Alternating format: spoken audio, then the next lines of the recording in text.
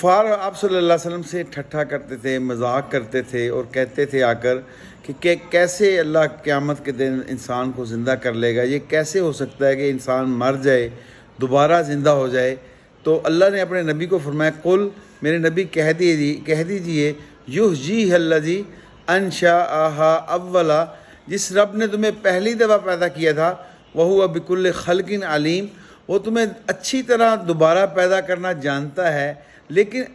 پھر بھی کفار جو ہے نا، آپ صلی اللہ علیہ وسلم سے سوال کرتے تھے، عما یتساءلون، وہ قیامت کب آئے گی؟ تو اللہ فرما رہے، کلا، ہرگز تمہیں پتہ چل جائے گا، پھر کلا، ہرگز تمہیں پتہ چل جائے گا، کلا لو تعلمون علم الیقین لترون الجحیم، پھر تم اس آگ کو اپنی آنکھوں سے دیکھو گے، وہ جہنم کو اپنی آنکھوں سے دیکھو گے۔ اللہ ہم سب کو محفوظ فرماوے۔ اس ایمان کو سیکھنا، ایمان کو پھیلانا، ایمان پر عمل کرنا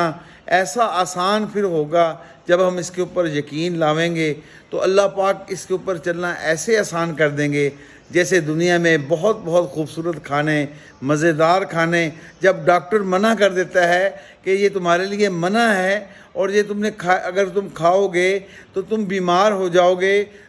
تو وہ ڈاکٹر کے خوف سے وہ چیزیں چھوڑ دیتا ہے۔ ایمان ایسی بڑی دولت ہے، جب انسان کے دل میں آتی ہے تو اس کا جھوٹ بولنا ایسے ہی مشکل ہو جاتا، حرام کھانا اس کے لیے ایسا مشکل ہو جاتا، ایک سوئی یا ایک تھپڑ کسی کو مارنا اس کے لیے ایسا مشکل ہوگا، کوئی زبان کا بول اس کو کسی کو بول دیا اور پھر وہ اس کے دل میں ندامت آوے گی اور اس سے وہ معافی مانگتا پھرے گا کہ قیامت کے دن اس کا حساب دینا ہوگا۔ تو اللہ ہم سب کو ایمان اور یقین کے اوپر زندگی گزارنے کی توفیق نصیب فرمائے، اور دنیا سے اب جب جائیں تو یہ اللہ سے ہمیں مانگنا ہوگا کہ اللہ ہمیں ایمان کی موت نصیب فرمانا، یقین والی موت نصیب فرمانا، اپنے آپ سے ملاقات یعنی رب سے ملاقات کا ہمیں شوق ہو جب ہم دنیا سے جا رہے ہوں۔ اللہ ہم سب کو توفیق نصیب فرمائے، اور اللہ سے ہم مانگیں اس چیزوں کو، یا اللہ ہمیں ایمان نصیب کر دے، اے اللہ ہمیں ہدایت نصیب کر دے، اے اللہ ظالموں کے راستے سے